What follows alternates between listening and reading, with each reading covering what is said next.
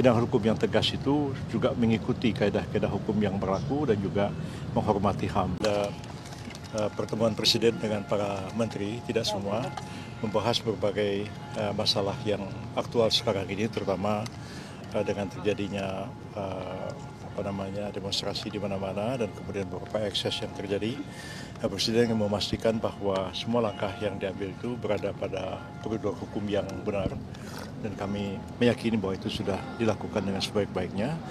Dan juga Presiden menekankan bahwa kita perlu solid sebagai pemerintah, mempertahankan soliditas ini dalam menghadapi segala cobaan dan tantangan yang dihadapi sekarang ini. Dan Presiden memastikan kepada semua menteri bahwa program-program pemerintah itu berjalan sebagaimana mestinya. Dan itu sudah diyakini bahwa kita melaksanakan program-program itu, tidak satu pun yang kita tinggalkan. Dan tugas saya yang mengkoordinasikan di bidang hukum dan HAM itu memastikan tindakan seluruh aparat penegak hukum itu berada di koridor hukum dan mengedepankan hak-hak asasi manusia. Dan ini juga ditekankan oleh Pak Presiden, jangan sampai ada satu tindakan itu di luar dari koridor hukum yang berlaku. Tuntutan 17.8, Pak. Itu juga apakah pemerintah akan membuka komunikasi dengan mahasiswa, menerima mahasiswa? Tadi ada arahan ke Bapak. Iya, Pak Mendikti juga diberikan arahan oleh Pak Presiden untuk memberikan satu respon yang sebaik-baiknya terhadap aspirasi yang berkembang di kalangan mahasiswa.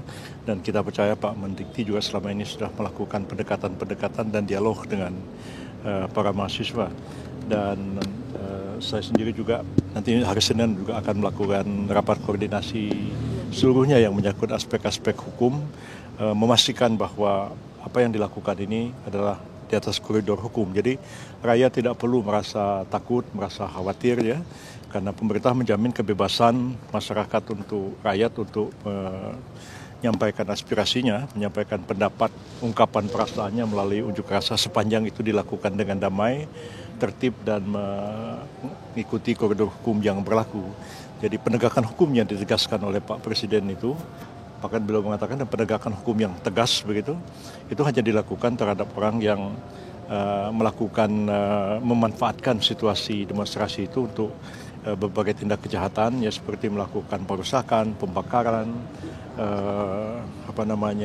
dan lain-lain seperti itulah, dan pencurian dan lain-lain. Dan karena itu itu harus dilakukan satu tindakan hukum yang tegas. Tapi kami pun menekankan juga nanti kepada aparat bahwa tindakan hukum yang tegas itu juga mengikuti kaedah-kaedah hukum yang berlaku dan juga menghormati HAM. Jadi kalau mereka mau didampingi pengacara, harus disediakan pengacaranya, juga menjunjung asas praduga tidak bersalah dan sebagainya, sehingga memang hak asasi manusia terjamin kepada siapa saja mereka yang mungkin akan dipanggil, diperiksa, ditahan dan lain, itu tetap harus mengikuti koridor hukum yang benar. Nah, apabila itu dilanggar, maka aparat juga harus ditindak karena melakukan satu pelanggaran terhadap norma-norma penegakan hukum itu sendiri. Pemerintah soal tuntutan 17+8 bagaimana, Prof? Tidak spesifik itu dibicarakan ya, tapi saya kira masing-masing menteri, masing-masing Menko juga sudah punya jawaban sendiri terhadap aspirasi yang dikemukakan itu.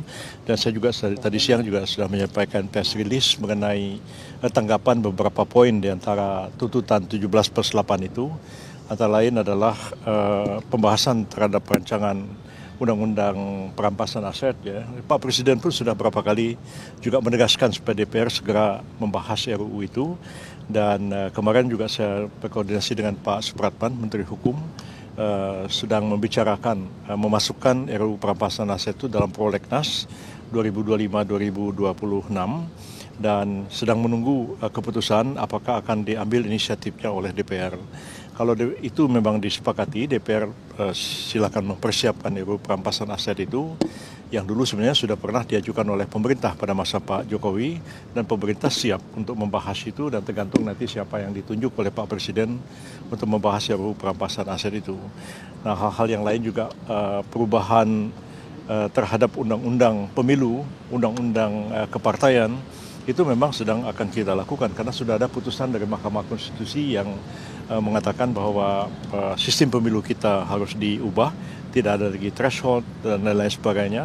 Dan Pak Presiden pun di awal-awal masa pemerintahan beliau menegaskan bahwa kita perlu melakukan reformasi politik yang seluas-luasnya supaya partisipasi politik itu terbuka bagi siapa saja dan tidak hanya orang-orang yang punya uang, tidak saja mereka yang selebriti, artis yang menjadi politisi, tapi harus membuka kesempatan pada semua. Nah, sistem sekarang ini membuat orang yang berbakat politik tidak bisa tampil ke permukaan, maka diisi oleh para selebriti, diisi oleh artis, dan kita lihat ada kritik terhadap kualitas anggota DPR sekarang ini, dan pemerintah menyadari hal itu.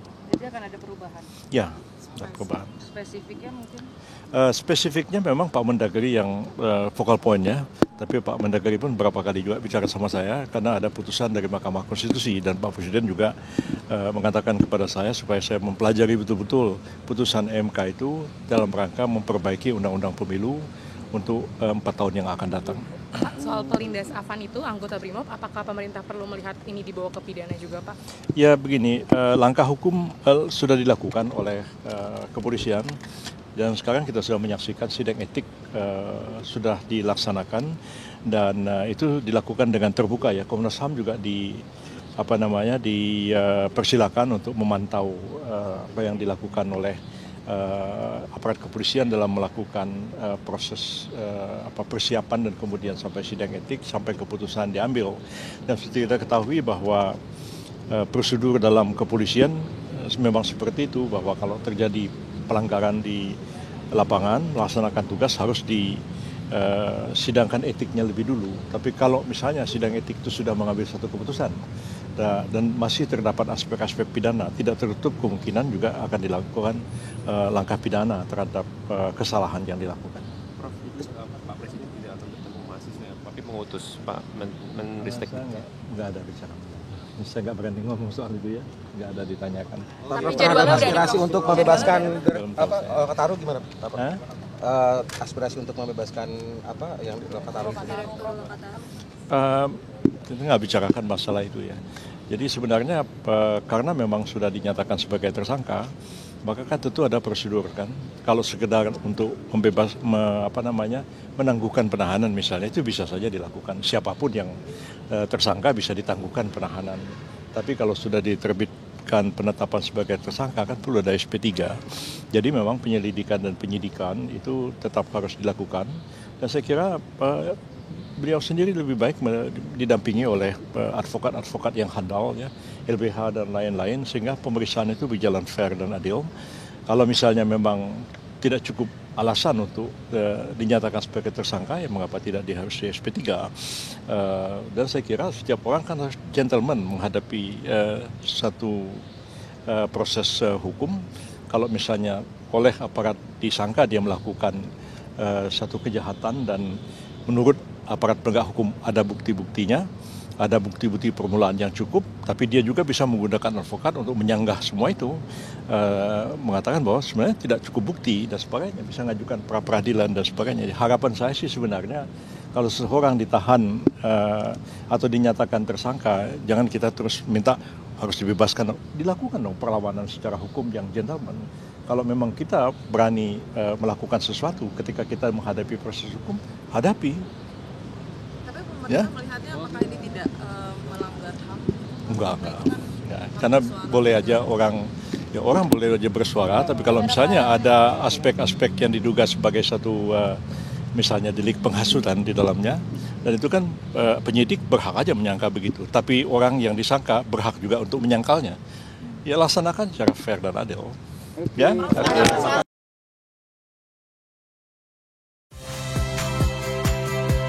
Saya Priska Clarissa. Saksikan program-program Kompas TV melalui siaran digital, pay TV, dan media streaming lainnya. Kompas TV, independen, terpercaya.